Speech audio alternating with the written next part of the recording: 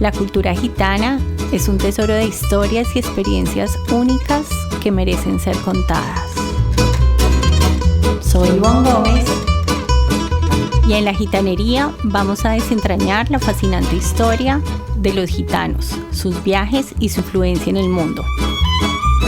Acompáñanos.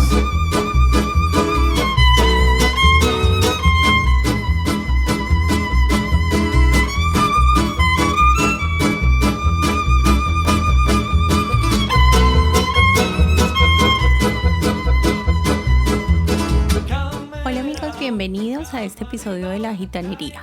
Es un placer tenerlos a todos acá. Estoy deseando para ustedes que estén teniendo una excelente semana, que les esté saliendo todo muy bien.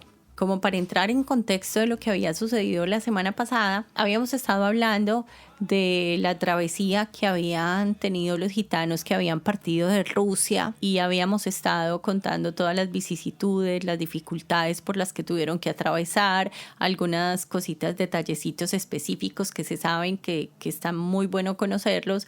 Y también habíamos estado hablando de cómo fue el transcurso del viaje, cómo les había ido en el mar, las historias que se habían perdido en el mar por un voto de silencio generalizado para poder comenzar una nueva vida, para poder escribir un nuevo episodio, un nuevo capítulo del libro de la vida de los gitanos. Entonces, en medio de lágrimas habían llegado y también habíamos hablado acerca de una experiencia que tuve en el DF con el exterminio nazi, que en mi parecer el mundo todavía sigue en deuda y poco lo dice y poco se habla del exterminio gitano, del holocausto gitano, y solamente uno escucha hablar del exterminio judío.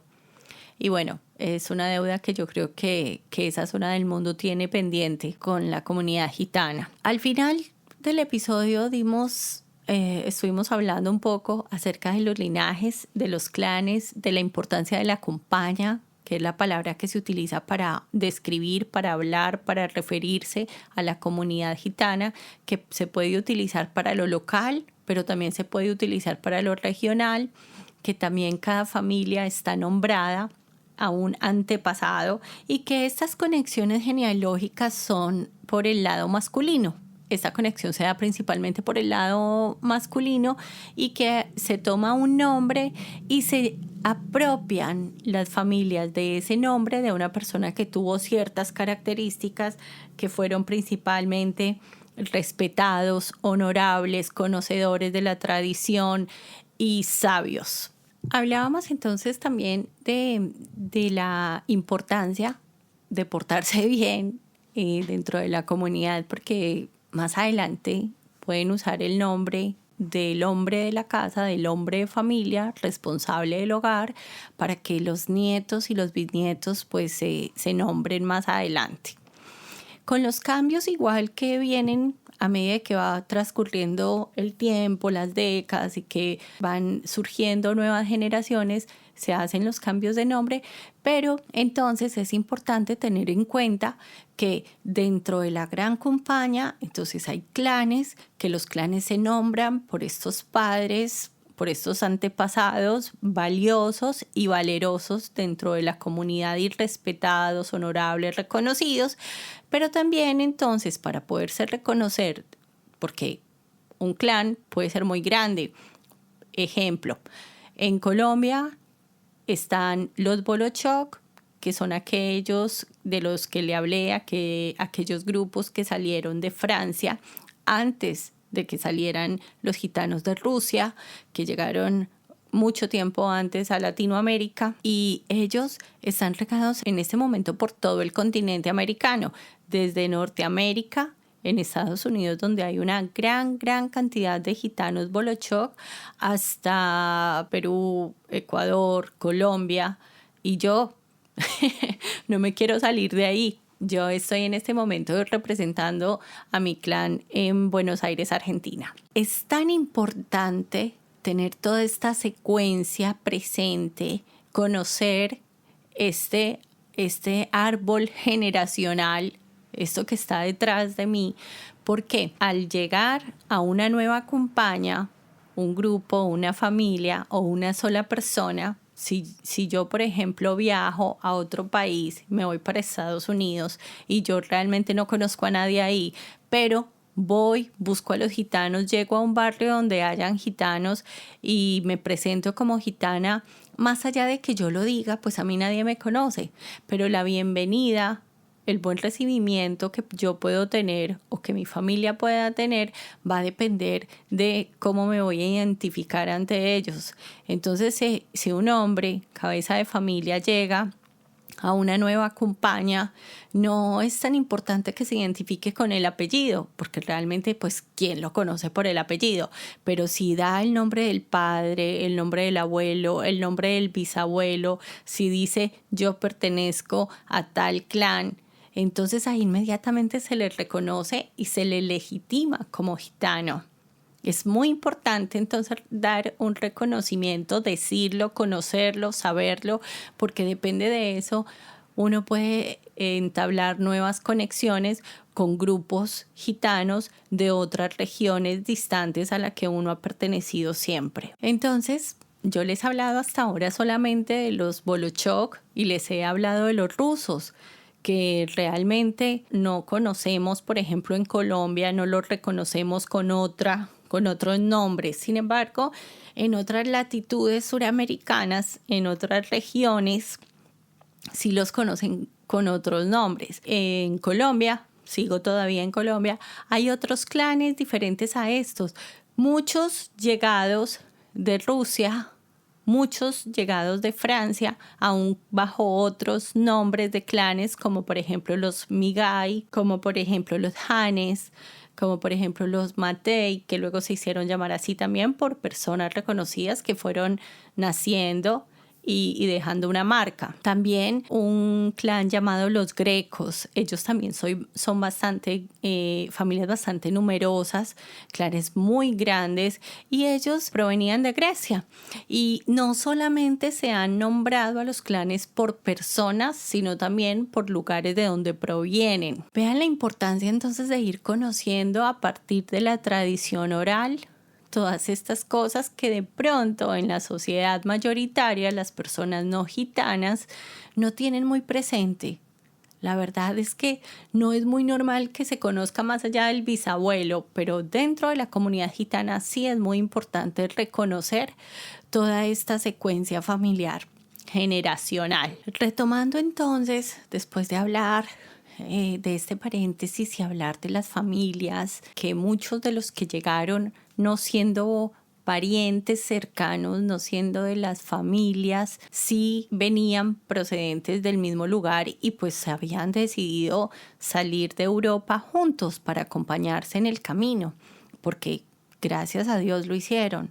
Les venían momentos muy difíciles y muy tormentosos, aún no se acababa para ellos el andar y el caminar de país en país, de ciudad en ciudad y encontrarse dificultades. Entonces llegaron a América, a las Islas Caimán.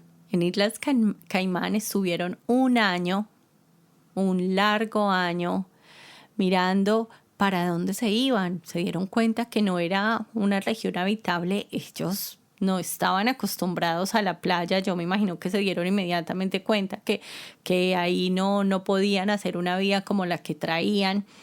Entonces empezaron a buscar la manera, pues primero de empezar de nuevo, rebuscarse la vida, conseguir para vivir, conseguir un diario, para alimentarse, para hacerse cargo de todo lo que necesitaban. El gitano se ha destacado siempre por ser muy hábil para los negocios, por ser muy emprendedor, así que se pusieron las pilas sobre todo con el idioma. Quiero contarles que fue muy difícil aprender la lengua.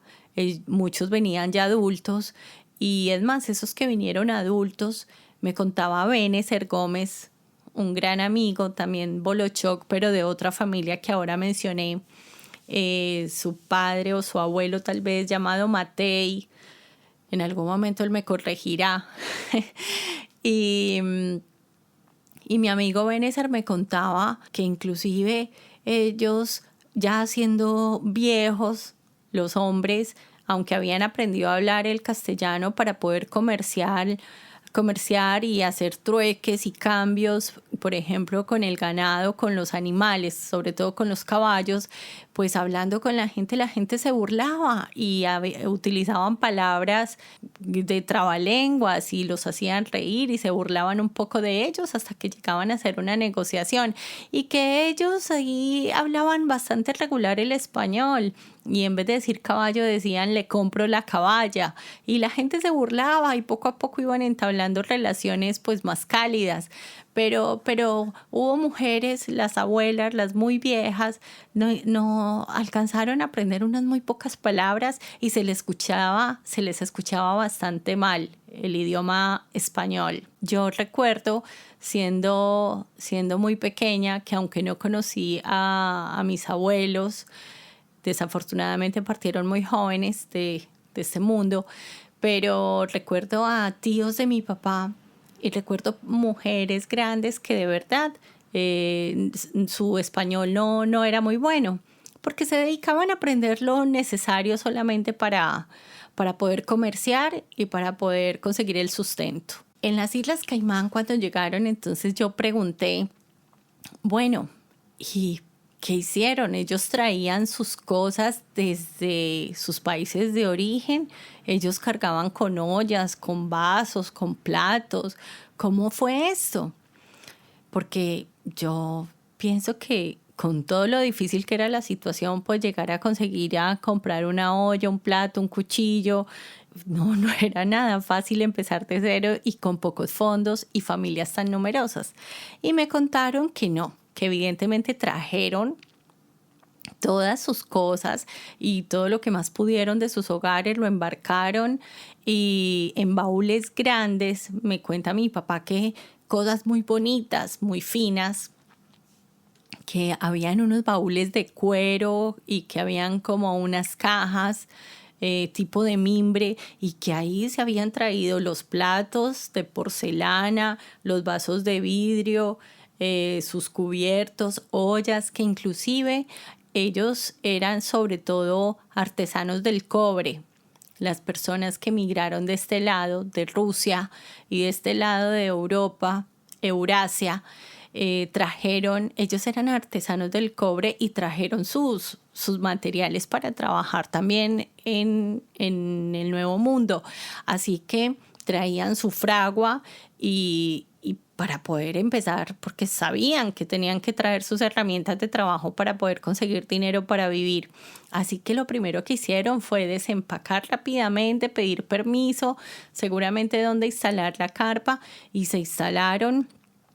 Seguramente, ojalá que de algún registro en estas islas. Si algún día alguno va por allá por las Islas Caimán, por favor, investiguen, averigüen qué se sabe de los gitanos en el pasado allí. Tenemos que ir al Caribe. Un motivo más para que volvamos al Caribe. Les cuento que tuvo que haber sido esto de vivir en las carpas. Cada vez que me hablan a mí acerca de esta vivencia en particular, pues yo simplemente me teletransporto porque lo que cuentan es hermoso. Entonces, la elaboración de las carpas, ¿cómo era eso? Yo pregunté, bueno, ¿y eso cómo era? No, pues eran unas lonas que ellos cosían a mano entre hombres y mujeres, la armaban, conseguían unas varillas que les servían para la estructura, levantaban el campamento rápidamente. Y yo pregunté, ¿y cuánto tiempo se demoraban? Yo me imaginé que era muchísimo tiempo. No, lo levantaban hasta en media hora porque se ponían todos a trabajar juiciosamente para poder descansar y pues huir de la lluvia, huir del sol. Me contaban también que hacían unas zanjas alrededor de la carpa por si llovía para que no se les inundara, pero que también igual se inundaban, y instalaban tapetes, alfombras coloridas. Todo esto lo traían ellos ya de Europa. Ellos trajeron sus alfombras, entonces rápidamente instalaron su vivienda. Pregunté cómo eran por dentro, muy coloridas, con cortinas, no habían divisiones, solían ser espacios muy amplios, tampoco era que estuviera muy delimitado, acá va la sala, acá va el comedor, en esta zona los dormitorios, no, eso no existía, era un salón grande, alfombrado, donde sí habían algunos objetos específicos, donde habían algunas disposiciones como que ya eran obvias. Me cuentan que, por ejemplo, en la parte de adelante del ingreso a la carpa, entonces ahí se armaba un porche y ahí esa era la sala y al lado se ponía la cocina, el horno de leña, los que todavía, bueno, quienes tenían que cocinar en hornos de leña o los más sofisticados, que eran estos específicamente los que trabajaban como artesanos del cobre y de otros materiales, porque ellos ya traían su fragua. Me cuentan entonces que los más adelantados, los más civilizados para la época, pues eran estos gitanos, los rusos, casi que ellos, porque eran los que traían los ornamentos y las cosas del hogar como más civilizadas. Además, un tío mío, mi tío Alfonso, hoy en día mi tío Alfonso debe tener unos 70 años. Y hace unos años también hablando con él me contaba que cuando ellos llegaron al Nuevo Mundo, pues que realmente esto era todo nuevo. Eran países nuevos y ellos venían de una civilización muy adelantada ya. Entonces para ellos no fue fácil pues como que dar un retroceso en el tiempo. Además, todo esto era muy rural. El gitano venía de Europa y era más citadino. Estos específicamente que venían de Rusia, que estaban en Moscú, que las mujeres bailaban y cantaban en la Plaza Roja, que los hombres tocaban el acordeón, los violines y que muchos eran artistas y a esto se dedicaban y vivían del arte, de la música, de la danza. Pues imagínense llegar a este lado, llegar a una isla y ni hablar más adelante cuando empezaron a andar por el continente y se fueron dando cuenta pues que esto era cordillera y selva. Esto no pudo haber sido fácil, pero se le midieron a la situación y con toda su fuerza, su fortaleza interna, salieron adelante. Bueno amigos, llegamos al final de este episodio. Continuaremos en el próximo, volveremos a hacer un pequeño recorrido de la carpa para que podamos conocer más acerca de cómo eran los hogares de los gitanos cuando llegaron de territorio europeo. Les mando un abrazo muy fuerte, que Dios los bendiga mucho y cuídense. Nos escuchamos al próximo episodio.